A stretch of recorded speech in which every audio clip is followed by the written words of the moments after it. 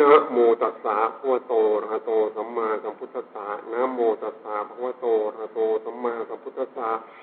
นะโมตัสสะภะคะวะโตอะระหะโตสัมมาสัมพุทธัสสะขอเคารพต่อองค์พระสัมมาสัมพุทธเจ้าเคารพต่อพระธรรมคำสั่งสอนของพระสัมมาสัมพุทธเจ้าเคารพต่อพระสงฆ์สาวกขององค์พระสัมมาสัมพุทธเจ้าตั้งใจทำสมาธิแผ่เมตตาไปฟังพระธรรมคำสั่งสอนของพระสัมมาสัมพุทธเจ้าด้วย รู้แค่นะโมก็จบแล้วนะโมตัสสะตรัสรู้ถึงเยธรรมโดยพระองค์โดยอาการบ่มีได้วิปริตเนี่ย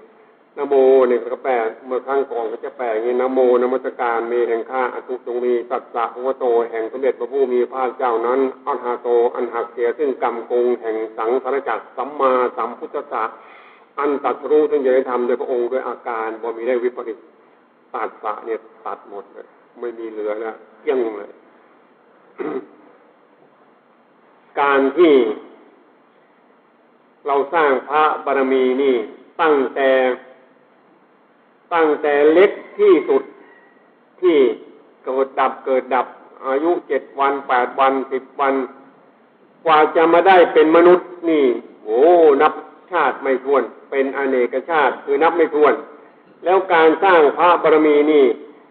ไม่พ้นจากโลกนี้คือเกิดตายอยู่ในโลกนี้นะเกิดตายอยู่ในโลกนี้บารมียังไปสวรรค์ไม่ได้เพราะว่าไม่ได้ทำบุญอะไรมีแต่เกิดเอาชาติอันนี้ก็นับไม่ถ้วนเพราะฉะนั้นการที่ว่าอเนกชาตินั้นไม่รู้จะนับยังไงถึงจะถ้วนเมื่อบารมีแก่กล้าแล้วได้ขึ้นสวรรค์แค่อยู่ชั้นต่ำนี่จาตุมมหาราชิกานี่ก็อันนี้ก็ดีแล้วแล้วก็ส่งไปอันนี้เรียกว่าถ้าใครได้อยู่สวรรค์ชั้นจาตุมนี่ก็ชั้นต่ำเนี่ยดีกว่าพระมหากษัตริย์ในมนุษย์นี่หลายเท่าเพราะว่าไม่ต้องทำอะไรเลย กินแต่ของเก่าแล้วตอนนี้อุปนิสัยก็พอแล้วโอกาสที่จะได้ลงมาก็หมายความว่าถ้าไม่มีพระเขาก็ไม่ลงมาอันนี้เขารู้แล้วเห็นอะไรแล้วก็ของมนุษย์เขาให้กันได้ด้วยแล้วเป็นทิพย์ถ้าอยู่ชั้นต่ำๆนี่แล้วก็ถ้าไปเกิดตรงว่างๆพุทธันดรแล้วไม่มีการเจออะไรเลยเจอจะไม่ได้ทำอะไรเลยบุญก็ไม่ได้ทำจะเอาชาติอย่างเดียวอันนี้ก็ถ้ายังไม่มีปัญญาถึงตรงนี้นี่จะรู้ยากนักหนาถ้ามีปัญญาถึงตรงนี้นะเขาจะรู้ยังไงถึงตรงนี้เขาต้องรู้อย่างนี้แล้วจิตนั้นสงบแล้วมีการส่งคืนแล้วมีเนี่ยอุปธิอุปาทานไม่เอาแล้วอุปธิส่งคืนเนี่ยตัณหักขโยวิดาโคนิโรโทถ้าเขาส่งคืนตรงนี้แล้วนะจิตสงบนี้ปัญญาแจ้งแทงตลอดหมดแล้วนะสังขารที่เราใช้อยู่เนี่ยเขาเรียกว่าเสนาสนะอันเนี้ยไม่ได้ใช้คนเดียวคนอื่นเขาก็ใช้คนอื่นเขาก็อาศัยอยู่ในสังขารอันนี้เหมือนกันพิจารณาตรงนี้แล้วตอนนี้ก็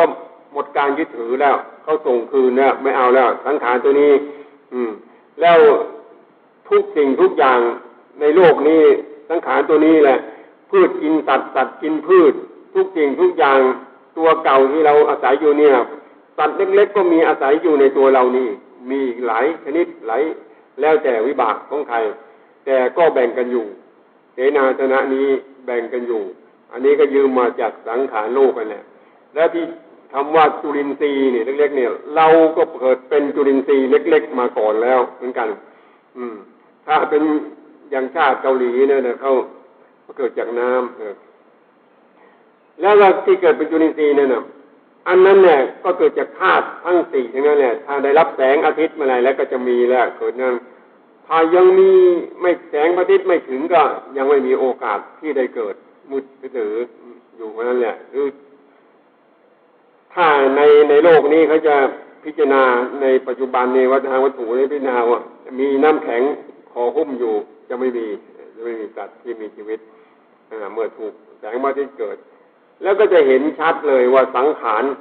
โลกเนี่ยธาตุทั้งสี่ดินน้ำลมไฟเนี่ยแล้วก็สรรพสัตว์ทั้งหลายก็เกิดจากสังขารโลกเนี่ยแล้วก็เกิดจากธรรมชาติอันเนี้ยแต่ตัวเราที่นั่งอยู่ในนี้ทั้งหมดนี่อันนี้เกิดจากกรรมที่การกระทำทั้งนั้นแหละทำอะไรไว้เมื่ออดีตชาติกรรมนั้นก็เป็นปัจจัย ติดตามมาเป็นหนี้ติดตามมา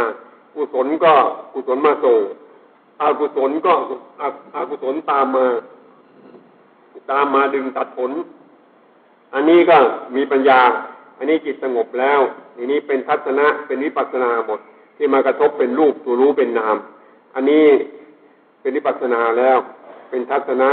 มีศีลสมาธิปัญญาวิมุตติญาณทัศนะอันนี้สบายแล้วอันนี้จิตก็สบายแล้วเข้าสมาบัติแล้วก็ลงไปลึกได้ถอยขึ้นมาได้เป็นวสีชำนิชำนาญไปได้แค่ไหนก็จะรู้เฉพาะตนนะปัจจตังแล้วคำว่าปัจจตังเวทิตโพวินยูชนเนี่ยพึงรู้เนี่ยเป็นเฉพาะตนพอรู้ตัวนี้ก็โอ้ยเป็นอเนกชาติที่สร้างบารมีก็จะรู้แล้วแต่นี้แล้วก็จะช่วยกันเนี่ยมันช่วยกันยากนักหนาเพราะว่าทานบารมียังไม่เต็มแล้วใครก็ไม่มาตักให้เลยนะมันต้องตักเอาเองใจตุ่มมันต้องตักเองบุญก็ทำเองแล้วเมื่อทำแล้วใครก็แย่งไม่ได้ใครก็รักไม่ได้อันนี้เป็นทิพย์แล้วเป็นทิพย์ก็ไปอยู่สวรรค์6 ชั้นนั่นอันนี้ก็กินแต่ของเก่าสบายอย่างเดียวแล้วลงมาโอกาสที่มีก็ได้ฟังธรรมของพุทธเจ้า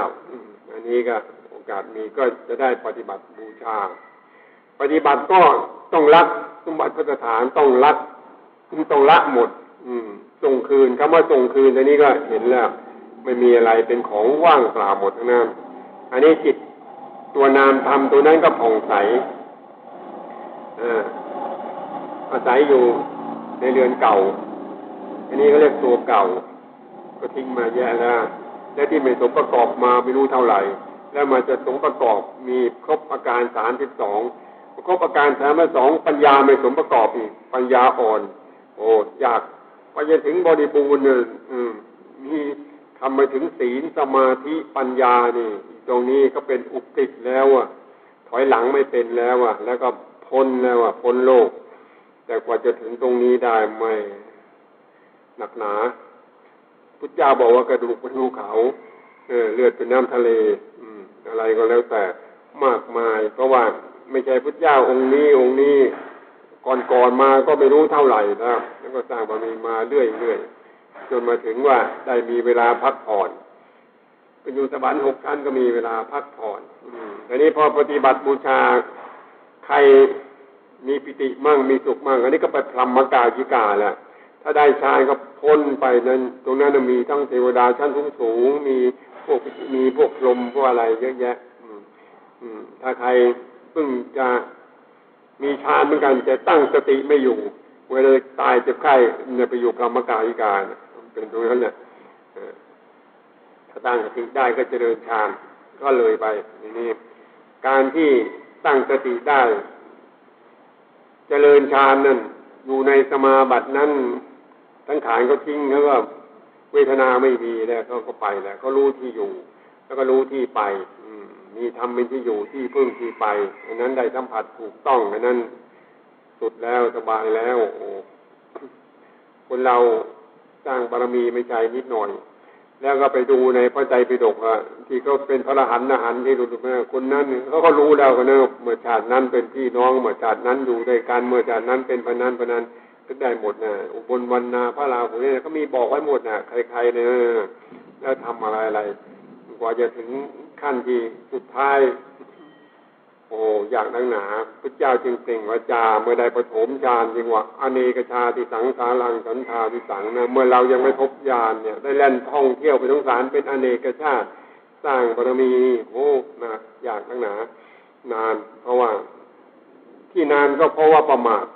ทแล้วมันเสียเวลานานนรกนี่นานกว่าเพื่อนนานกว่าสวรรค์นานกว่าอะไรทั้งหมดคิดแล้วโอ้มากมายจะพูดไปคนยังไม่มีปัญญาเอานิทานมาเล่าให้ฟังได้โอ้อยากนักหนาต้องมีปัญญาแล้วมีปัญญาก็พิจารณาในปัจจุบันนี่อย่างเดียวพิจารณาเห็นธาตุวัตถุอย่างเดียวก็ไม่มีของอะไรถ้าไม่ธาตุวัตถุก็ไม่มีการเสื่อมเราก็จิตนั้นไม่มีการเสื่อมไม่มีไปไหนหรอกแต่มันเป็นหนี้กรรมเป็นวิบากคือการกระทำแล้วก็เป็นหนี้กันใช้หมดหรือยังถ้าหมดก็ไปถูถ้าไม่หมดก็ต้องใช้กันเรื่อยไปแล้ว แต่ละองค์แต่ละท่านที่ในนั้นเนี่ยบางองค์ปฏิบัติไส้แตกบางทีปัดตัวเน่าบางคนเขาก็ไม่ต้องยาสมอลูกเขาจะไม่ต้องกินก็หลุดพ้นในนั้นบารมีการสร้างสมจะไม่เหมือนกันเมื่อคิดอย่างนี้แล้วก็ไม่ต้องไปว่ากันคนนู้นคนนี้อย่างนั้นอย่างนี้ไม่ต้องว่ากัน เพราะว่าการสร้างสมมันไม่เหมือนกันและการกระทำก็ไม่เหมือนกันและปัญญาก็ไม่เหมือนกันนี่ก็ต้องรู้มันนี้แล้วจึงจะว่า100 องค์1,000 องค์มันเหลือองค์เดียวแล้วไม่มีกี่องค์หรอกสุปฏิปันโนก็มีองค์เดียว84,000ก็มีคำเดียวธรรมานัตตาติพุทธเจ้าก็มาจัดองค์เดียวก็มี3อย่างรู้จัก3พระรัตนะนี่ก็มันก็หมดเรื่องแล้วแต่นี่ไม่มีอะไรแล้วไม่ต้องไปยึดถือตรงไหน เพราะว่าจะมีสมบัติสักแค่ไหนก็แล้วแต่มันก็เป็นของกลางๆอยู่คนนี้นี่เป็นผลที่เราทำมาเมื่ออดีตชาติทำมาแล้วก็สมบัติก็ได้มาเป็นปัจจัยส่งมาแต่มือมีต้นอยู่อย่างนี้แหละเหมือนผลไม้นะปลูกมีต้นอยู่มันก็มีผลให้เรากินอยู่ด้วยนะเรามีทั้งงานนี้ก็มีผลเนี่ยแต่พอต้นตายแล้วผลก็ไม่มีละอันนี้ก็หมดแต่ละคนที่พบกันชาติจากกันไปตั้งเป็นร้อยชาติจะมาเจอกันอีกถ้าใครพลาดพลั้งท้องเดียวกันเลยแหละมาสู่คันมันดาแล้วไปพลาดพลั้งไปตกเอาเวจีไปตกนรกก็โอ้ยนานนักหนากว่าจะได้ขึ้นมาแล้วเจอกันอีกก็จริงว่าในโลกนี้ในจักรวาลนี้ไม่ใช่พี่น้องกันไม่มีพี่น้องกันนะมันเป็นเพื่อนทุกข์เกิดแก่เจ็บตายกันมากระดูกเป็นภูเขาเหล่ากาเพราะว่าจิตนั้นถูกอวิชชาปกคลุมใจไม่แจ้งไม่ปัญญาพอเปิดอวิชชาออกก็แสดงว่าตอนนี้ก็แจ้งพระพุทธเจ้าก่อนที่จะตรัสรู้นั่นเปิดอวิชชาออกที่ท่านไปจำเมื่อปัญจวัคคีย์ไปแล้วก็มาก็ประจำไปจำวัดไปนอนอยู่บนยอดเขาดงพระสิริน่ะแล้วพิจารณาปฏิสมุปบาทเนี่ยอะไรตัวอวิชชาตัวโง่น่ะเป็นปัจจัยให้เกิดสังขารสังขารเป็นปัจจัยให้เกิดวิญญาณวิญญาณเป็นปัจจัยให้เกิดนามรูปนามรูปเป็นปัจจัยให้เกิดสลายตนะสลายตนะเป็นปัจจัยให้เกิดผัสสะผัสสะเป็นปัจจัยให้เกิดเวทนาเวทนาเป็นปัจจัยให้เกิดตัณหา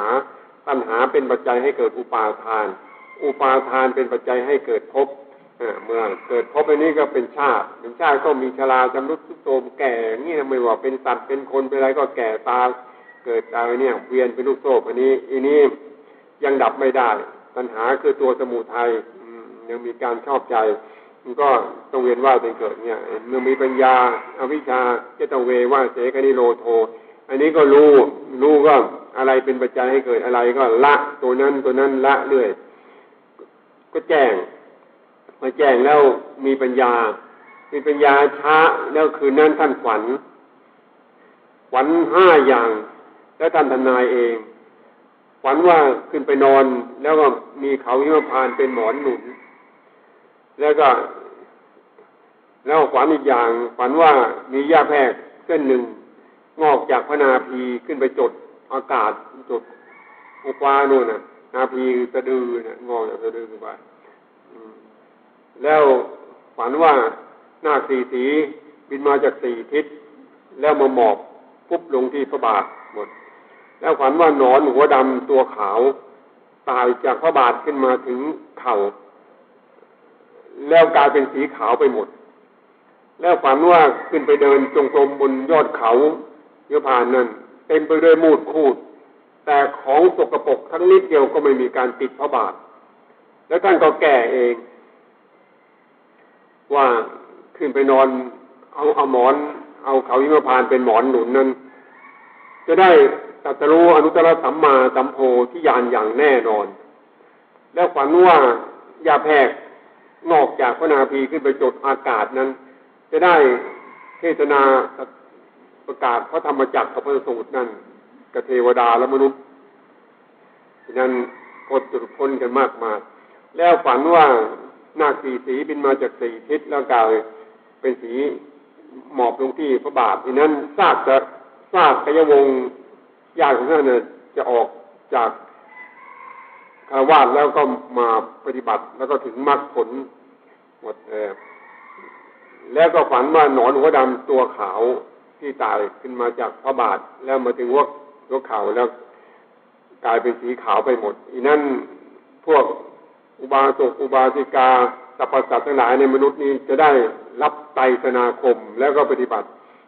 มนุษย์สมบัติสวรรค์สมบัติไปพรหมสมบัติไปถึงนิพพานสมบัตินั่นนะจะมีอุปนิสัยต่อไปทั้งไม่ตรัสรู้ในพระองค์ท่านก็ไปตรัสรู้ในพระองค์อื่น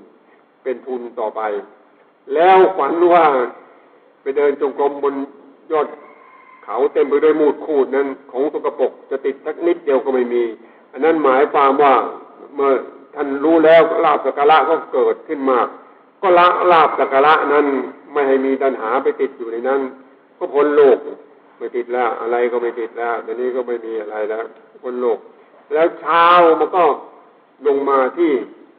ต้นไทรที่นางสุชาดาเขาบ่นไว้ว่าถ้าได้ลูกชายแล้วก็จะทำข้าวมัทุปายาตมาถวายที่ต้นไทรเนี่ยแล้วเขาก็ได้ลูกชายเขาก็คือยัสสะเนี่ยพระยศสะนะคือตอนหลังมาอยู่เมืองพาราณสีนั่นมาค้าขายที่นั่นโตเป็นหนุ่มแล้วเขาก็จะคิดแก้บนทันทีแล้วก็มาให้เจ้าชายมาปัดกวาดสถานที่จะคือหน้าหนุ่มข้าวเทวดามาช่วยมากมายเลยมันทุกอย่างนั่นเขาจะบอกไว้เอาใจไม่เห็นพระพุทธองค์กำลังนั่งอยู่มีรัศมีสีสันว่าเทวดากลับไปบอกนางสุชาดาก็รีบพดข้าวใส่ถาดทองคำเอาผ้าปิดมาเห็นพระพุทธองค์ก็นึกว่าเทวดาจริงๆถวายทั้งถาดทองเลยพระองค์รับแล้วก็เอาไปไว้ที่ต้นไทรทักษิณ3 รอบแล้วลงไปส่งน้ำที่ท่าสุปฏิสสะแล้วขึ้นมาปั้นข้าวมัทุปายาตเนี่ยนะได้49 ก้อนใหญ่เท่าลูกตาลสุกเลยนะแล้วพวกก็ฉันหมดเลย49 ก้อนไม่รู้ว่าตัวใหญ่ตัวเล็กก็คิดเอาแล้วกันเมื่อครั้งการที่นู้นฉันหมดแล้วก็เอาถาดไปลอยน้ำที่ท่าสุปฏิสสะนั่นแหละถ้าได้จัดตรู้นุสสัมมาสัมโพธิญาณขอให้ถาดลอยทวนน้ำไปถาดก็ลอยทวนน้ำไปจริงแล้วก็จมลงสู่น้ำภพนั่นแหละแล้วอีตรงนี้ถ้าคิดไม่ดีก็เป็นมิจฉาพอถาดจะลอยทวนน้ำกระแสน้ำก็เชี่ยวลอยขึ้นไปได้เพราะนั้นแรงอธิษฐานแล้วก็จะมีองค์เดียวมาจัดข้างเราลงแล้วก็ไปส่งน้ำแล้วก็มานอนหลับที่นั่นตื่นขึ้นก็ข้ามฝากมาฝั่งอันนี้แล้วก็ได้รับยาคาจากโสธิยะอิสุวัติกะเขาไม่รู้เขามีชื่อบางเล่มว่าโสธิยะบางเล่มว่าวัติกะสวัติกะออกมาแล้วโปราชนะแล้วก็นั่งอธิษฐานถ้าไม่ตรัสรู้เขาให้ดูกองอยู่ตรงนั้นแหละไม่เอาแล้วมาเนี่ยแล้วก็ขับมารไปจิตก็สงบก่อนพระอาทิตย์ตกดินเนี่ยตรงนี้จำไว้เนี่ยพระกรรมฐานนึกถึงพระเจ้าก่อนที่พระอาทิตย์ตกดินทำขอให้ได้พบธรรมที่พระเจ้าได้พบตรงนั้นด้วยเถิดขับมาไปก่อนพระอาทิตย์ตกดินเนี่ยก็ได้บุพเพนิวาสญาณระลึกชาติไปเป็นอเนกชาติแล้วก็เป็นวาจาปฐมวาจาที่เราสวดอเนกชาติว่าเราไม่พบญาณก็ได้เดินท่องเที่ยวสงสารเป็นอเนกชาติเพราะแนวการปฏิบัติก็ค่อยนึกให้ได้พบญาณที่พระเจ้าได้พบขอให้พระเจ้าประทานญาณให้ข้าพเจ้าคือมรรคญาณญาณปัญญานั้นให้ข้าพเจ้าได้รู้ด้วยเถิดพอรู้แล้วก็ญาณที่ข้าพเจ้ารู้นี่ขอให้ผู้อื่นรู้ด้วยเถิดที่ยังไม่รู้พระพุทธเจ้าประทานให้รู้ด้วยเถิดยังไม่ลงสู่กระแสก็ให้ได้ลงสู่กระแสด้วยเถิดให้เป็นเจโตวิมุตติให้หลุดพ้นลงสู่กระแสอย่างนั้นก็จบที่นั่นไม่มีแล้วมันมีอะไรเหลือนะเจโตวิมุตติทำที่ไม่มีนิมิตไม่ทำนิมิตไว้ในใจเลยครับลงสู่กระแสแล้วก็ถอยขึ้นมาได้ลงได้เนี่ยเป็นวสีถ้ายกจิตขึ้นมามันยังตันอยู่มันก็ยังข้ามโลกไปได้สมาบัติก็เข้าไม่ได้เข้าได้ที่ฌานอันนี้เนื้อทั้งนั้นนี่มันมีฝอยเลยละเอียดนะตรงนี้เขาไม่ตรงนี้ไม่ต้องแล้วเข้าถ้ารู้ตรงนี้แล้วแต่สัมผัสถูกต้องแล้วก็แสดงว่า คุณทำก็อันนี้ก็ช่วยคนอื่นได้ทำตัวเองก็พ้นอะไรก็พ้นเหมือนเลี้ยจ้างแล้ววันนี้ไม่ต้องไปเดินหาอะไรหรอกเขามองเห็นแล้วงั้นจะนั่งทำจะรอข้ามฟากอยู่แก้วไฟก็ลงแล้วนะทำวิญญาณมิตรบูชาทำให้เขาปฏิบัติบูชาไม่ต้องเอาอะไรไม่เอาเลยเอาแต่ข้าวกับน้ำปัจจัยสี่แค่นั้นแหละละให้หมดเพราะว่าเดือดร้อนไม่มีแล้วก็แค่กินข้าวเท่านั้นเนี่ยคนในโลกนี้มันมีใครที่กินข้าวแล้วก็เท่านั้นเองไอ้ที่เขากินข้าวแล้วเขาทำนู่นทำนี่มันยุ่งก็ติดอยู่กับภพเนี่ยไอ้โน่นก็ของเราอันนี้เราจะทำให้มากขึ้นไปอีกแต่ของพระนั้นกินแล้วก็เพื่อละให้พิจารณาให้แจ้งที่กินนี่กินเพื่ออะไรกินเพื่อละเพื่อปล่อยตัววางเพื่อไม่ให้ติดโลกไม่ให้ติดภพไม่ให้ติดชาติส่งคืนให้หมดทำเกิดขึ้นแต่นี้ก็รู้พอตัณหาหมดตัณหาไม่มีก็ไปเกาะตรงไหนก็ไม่มีแล้วมันเหมือนกันหมดเป็นธาตุวัตถุทั้งนั้นไม่มีอะไรหรอกไปสาวตรงไหนไปคิดตรงไหนก็เหมือนกันหมดที่เป็นกระดูกก็เผาไว้ตรงนั้นแต่ก็เป็นภาชนะดินนั่นแหละเป็นล้านปีโอ้ไม่รู้นับไม่รู้เป็นกี่ล้านปีมากมายนักหนาแต่มันเป็นยุคเป็นสมัยถึงข่าวที่ไม่รู้ละมนุษย์เป็นผู้สร้างมนุษย์ก็เป็นผู้ทำลายรู้งี้ก็รู้แหละไม่มีดอกชาตินั้นชาตินี้นี่ที่เขาหลงอยู่ว่ามึงกูชาตินั้นชาตินี้มีพวกกูเขาก็ลบกันอยู่เรื่อยแต่เมื่อพอถึงตรงนั้นแล้วเป็นครอบครัวเดียวมีคนรักกับคนชังครอบครัวเดียวก็ทะเลาะกันเลยอันนี้ก็ครอบครัวเดียวเท่านั้นแหละมันมีอะไรถึงตรงนี้ปัญญาก็จิตก็เย็นหมดแล้วสงบเข้าไประงับดับทั้งปวงเที่ยวไปคนเดียวตอนนี้ชวนใครไปก็ไม่ได้แล้วถึงเวลาเขาก็เอาแล้วเสด็จคันไลอัสดางที่กับมรรคเนี่ยเป็นสุกโตพุทธคุณเนี่ยสวดให้ได้วันละ2 จบ3 จบเลย คำว่าอรหังสัมมาสัมพุทโธพระองค์ทรงรู้พยานแจ้งในธรรมของจริงคืออริยสัจ4ก่อนใครในโลกนี้เนี่ยคำว่าขึ้นต้นอิติปิโสอรหังก่อนพระองค์สัมมาสร้างพระมีนานเดียวกันอรหังสัมมาสัมพุทโธพระองค์อรหังพระองค์สิ้นอาสวะกิเลสเครื่องสมองที่ดองอยู่ในทันดานกับทั้งวาสนาทรงพระกรุณาสั่งสอนสัตว์ในทางมนุษย์ทางสวรรค์และทางนิพพานสัมมาสัมพุทโธพระองค์ทรงพยานรู้แจ้งในธรรมของจริงคืออริยสัจ4ก่อนใครในโลกนี้ทุกข์มีจริงความเกิดทุกข์มีจริงความดับทุกข์มีจริงดับทุกข์โดยไม่เหลือมีจริงอันที่4วิชาจนะสัมปโนแล้วก็ข้อที่3พระองค์ได้พบวิชา3วิชา8จนะ15อภิญญา6ปฏิสัมภิทาญาณ4นี้ตรงนี้ได้อรหัตตมรรคเนี่ยแล้วก็สุขโตพระองค์นั่งอยู่นี้แหละเขาเรียกว่าเสด็จคันไลเนี่ยแสดงที่กับมรรคเรื่องอรหัตตมรรคนะไปได้ทั่วทั้งจักรวาลโอ้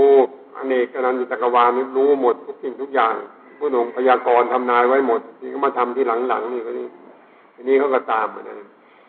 รู้หมดแจ้งแล้วพระองค์ก็พอเที่ยงคืนพระองค์ได้จุตูปปาตญาณนะเรียกว่าโลกวิทูพระองค์ก็ทรงรู้โลกชัดในสังขารและสัตว์มีการเกิดดับเป็นธรรมดารู้อุปนิสัยของสัตว์ทั้งหมดเนี่ยที่ยังบารมีไม่พอก็ยังเป็นเหยื่อเต่าเหยื่อปูไปเหมือนดอกบัวสีเหล่าเนี่ยคุณโผล่จากเง่าถ้า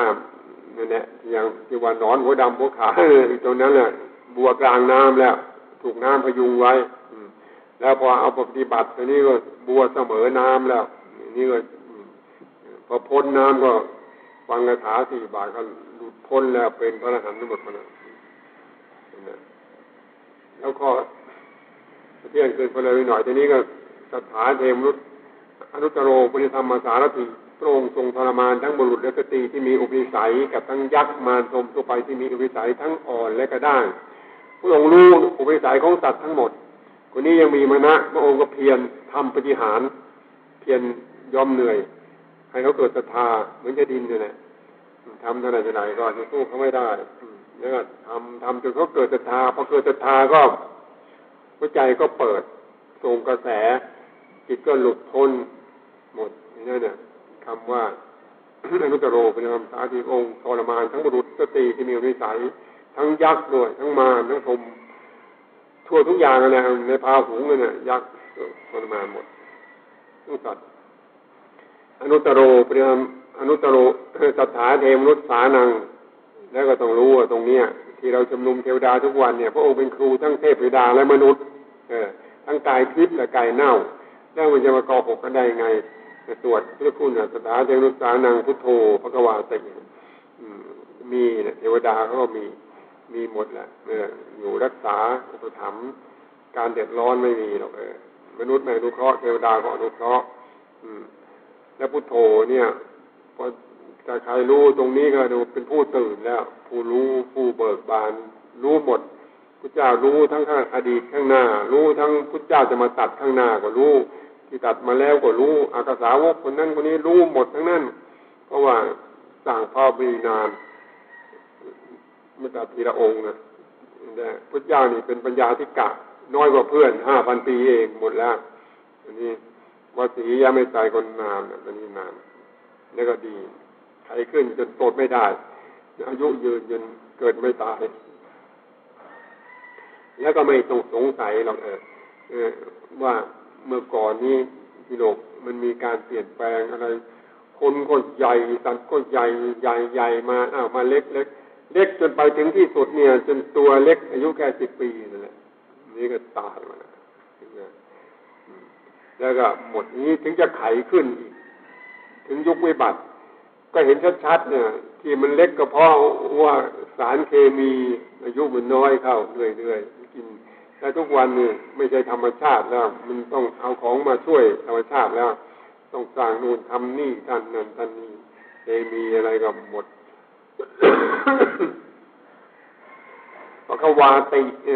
พระองค์แจกสวดธรรมข้อที่9เนี่ยพุทธคุณ9พระวาติเมื่อพระองค์จะเข้าสู่นิพพานเนี่ยสั่งไว้พระอานนท์ทำประจังนาแจกส่วนธรรมไว้เรียบร้อยเนี่ย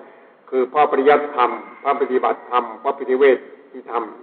พระปริยัติธรรมคือ 84,000 ที่เราเรียนเนี่ยเรียกว่าพระปริยัติแล้วก็รู้แล้วก็ทีนี้ก็ไปปฏิบัติศีลสมาธิปัญญามาเข้าสู่มีเป็นอุปติก็เขาเรียกว่าปฏิเวทที่ธรรมคือมรรคผลปริภาณฉะนั้นก็เมื่อพระองค์ไปแล้วก็ยังมีปริภาณเยอะแยะทำได้เพราะว่าพระองค์ก็บอกไว้ว่าอานนท์เมื่อเราล่วงรับไปแล้วพวกเธออย่าคิดน้อยใจหรือว่าเวว่าไร้ที่พึ่งตอนนี้ไม่มีศาสดาไม่รู้จะไปทางไหนเป็นใครเธออย่าคิดอย่างนั้นพระธรรมก็ดีพระวินัยก็ดีพระสูตรก็ดีอันนี้แหละจะเป็นองค์ศาสดาแทนเราต่อไปเพราะฉะนั้นถ้าใครไม่ศรัทธาตรงนี้ก็ไม่รู้จะว่าไงต้องศึกษาเล่าเรียนเอาอันนี้องค์พระพุทธเจ้ายังอยู่นะพอได้พบก็ใหม่เอี่ยมเลยพระธรรมเกิดขึ้นก็ใหม่เอี่ยมเลยแหละมือไม่ใช่เก่าละของใหม่เลยโอ้ง่วงไม่เป็นแล้วนี่ง่วงเหงาหานอนไม่เป็นเนี่ยนี่มันตื่นเรียกว่าตื่นว่าตื่นตอนนี้ก็เบิกบานนี่ก็โอ้มันเทิงนะเกษมทำที่เกษมเนี่ยมันตื่นแต่มันก็ถึงเวลานั้นก็แต่ถึงทุกคนเนี่ยช้าเร็วไม่รู้ทำเอาแล้วกันงานนี้ก็เรียกว่ามีบุญนักหนาแล้วว่าไม่แค่เอาไม่ใช่ธรรมดาหรอกไม่ต้องไปเดินวันนี้เนี่ยบริสุทธิ์เลี้ยงชีพแต่บริสุทธิ์เนี่ยแล้วก็มรรค8นี่ถ้าใครไม่ศึกษาไม่เราเรียนแล้วไม่ปฏิบัติตามมรรค8เดิมยังไงก็ไม่ถึงเห็นชอบถึงจะทำดำริชอบแล้วเห็นชอบดำริชอบเห็นชอบสัมมาทิฏฐิคือเห็นชอบญาณที่รู้นั่นน่ะที่รู้ชัดนั่นน่ะสัมมาสังกัปปะดำริชอบดำริในอันที่จะออกจากกามอารมณ์ทั้งหลายดำริในเรื่องเลิกไม่เบียดเบียนเขาดำริชอบในอันที่จะไม่เบียดเบียนเขาสัมมาวาจาเจตนาชอบคือเว้นจากกล่าวคำเท็จเว้นจากกล่าวคำส่อเสียดคำหยาบคำพูดเพ้อเจ้อเหลวไหลไม่มีประโยชน์เพราะนั้นพระก็จะไม่เอาละกายวาจาเรียบร้อยเรียกว่าศีลคุยพุ่งซ่านเขาไม่เอาสัมมากัมมันตะประกอบการงานชอบคือเว้นจากปาณาติบาตอทินนาทานกาเมคือไม่ฉามีพระนั้นสบาย มีเรื่องนี้ไม่ต้องไปคิดแล้วผ่องใสเลี้ยงชีพกับของทำการงานชอบไม่ทำละอย่างเดียวปล่อยอย่างเดียววางสัมมาชีวะเลี้ยงชีพชอบคือเว้นจากการเลี้ยงชีวิตในทางที่ผิดทุจริตหลอกลวงบีบคั้นผู้อื่นประกอบการงานแต่อาชีพที่ดีที่ชอบพระนั้นขาวผ่องอยู่ในการขอเขาให้ก็เอาเขาไม่ให้ก็เอาไม่ได้ไปปล้นใครอันนี้ก็เลี้ยงชีพสบายแล้วพระสัมมาวิญญาเพียรชอบเพียรระวังไม่ให้บาปเกิดขึ้นในสันดานเพียรละบาปอกุศลที่เกิดขึ้นแล้วไม่ให้เกิดขึ้นอีกเพียรยังบุญกุศลที่ยังไม่เกิดให้เกิดขึ้นแล้วก็เพียรรักษาบุญกุศลที่เกิดขึ้นแล้วไม่ให้เสื่อมสัมมาสติระลึกชอบคือเฝ้าใคร่ควรพิจารณาสติปัฏฐานทั้งสี่เสมอให้มีสติกำหนดพิจารณาดูกายในกายดูเวทนาในเวทนาดูจิตในจิตดูธรรมในธรรมให้เห็นเป็นสภาวะกายเวทนาจิตและธรรมส่วนหนึ่งไม่ใช่สัตว์ไม่ใช่บุคคลไม่ใช่ตัวตนเราเขาเป็นธาตุวัตถุโดยปัญญาเนี่ยตัวเก่าถ้าพิจารณาตรงนี้แต่ก็ถ้าใครพิจารณาสติปัฏฐานสี่อยู่นี่อันนี้เราขึ้นทางสายเอกแล้วดูกายในกายกายตั้งตาเนื้อมองไม่เห็นเลยแหละเนื้อจุลินทรีย์ตัวเล็กเนี่ยก็ออกมาแต่จึงเป็นน้ำล้างมือเนี่ยจึงเป็นน้ำล้างเนื้อจึงเป็นก้อนเลือดเนี่ยแล้วก็จะโตขึ้นมานั้นอันนี้กายใครเป็นผู้สร้างกรรมเป็นผู้สร้างแล้วก็มารดาเป็นผู้บำรุงปรุงแต่งเป็นกะลาเป็นกรรมกันแล้วก็จิตก็เข้าไปอาศัยอยู่ตัวเนี้ยพิจารณาให้แตกจิตเข้าไปอาศัยอยู่แล้วก็โตขึ้นมาแล้วก็นึกถึงบิดามารดาเมื่อรู้ตรงนี้ก็จิตอยู่ต่างหากกายมันก็อยู่ต่างหากอยู่คนละอันกายเป็นบ้านจิตอาศัยอยู่มาสมาธิทำรักษาจิตให้มั่นแต่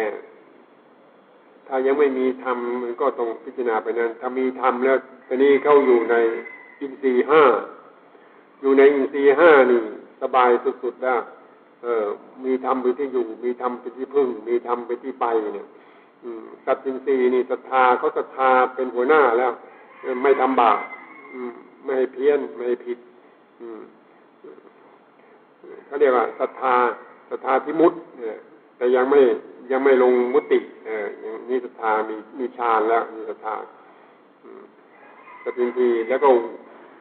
วิริยินทรีย์นี่ก็เพียรอยู่ในสมปัฏฐานนั่นแหละเพียรเหมือนที่ระวังไม่ให้บาปสตินทรีย์ก็อยู่ในสติปัฏฐานสี่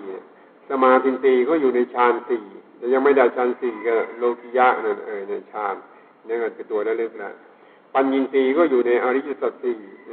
ทุกมีจริงเกิดทุกมีจริงดับทุกมีจริงดับทุกโดยไม่เหลือมีจริงก็ปฏิปทาพอเหมาะพอควรทำอะไรก็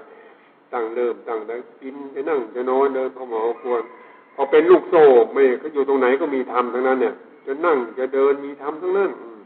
ก็เรียกว่าอตีตังอยากรู้อนาคตังอยากรู้ปัจจุบันนังรู้ทุกขณะนะอะไรมาสัมผัสก็รู้แหละเขาจะไปไหนก็รู้หมดนะแต่จำเป็น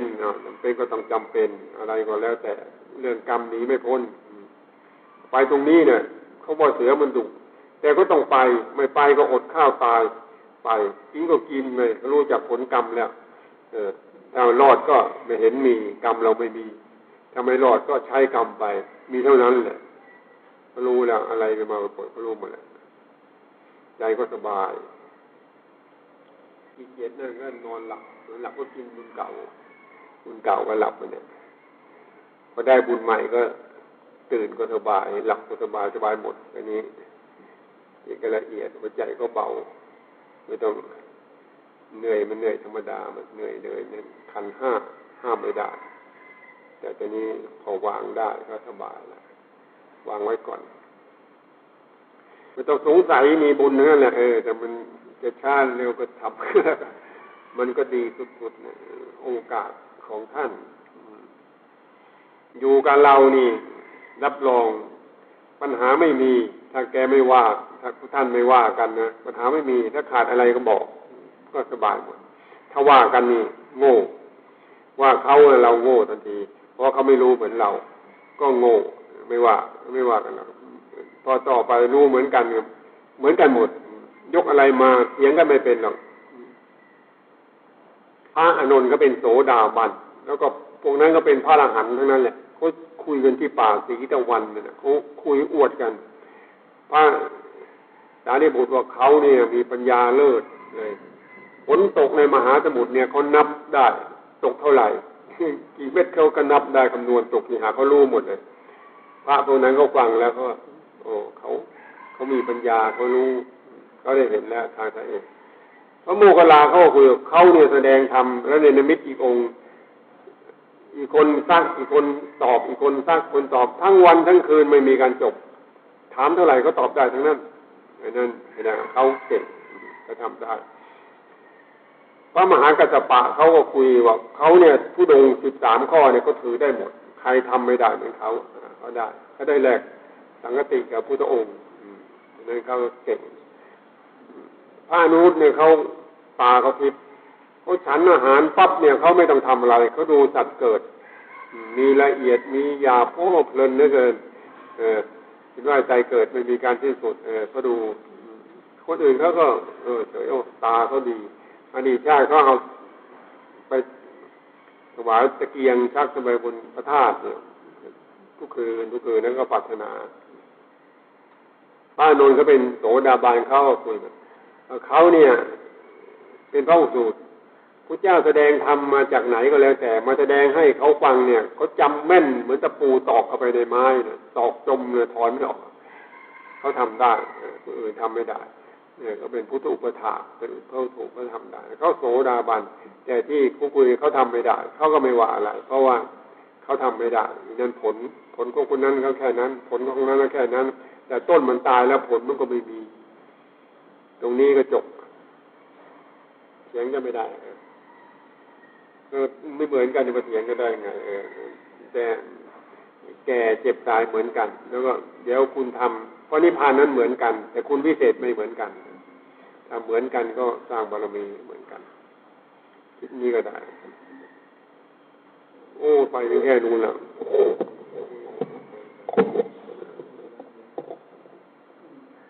ที่การเกิดขึ้นถามอันนั้นก็ไปอย่าง5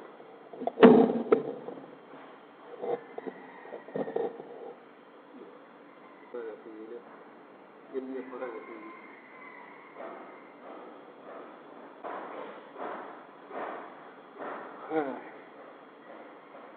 รู้จักเวทนาได้เมื่อไหร่ตัณหาก็ไม่มีตัณหาก็ไม่เกิด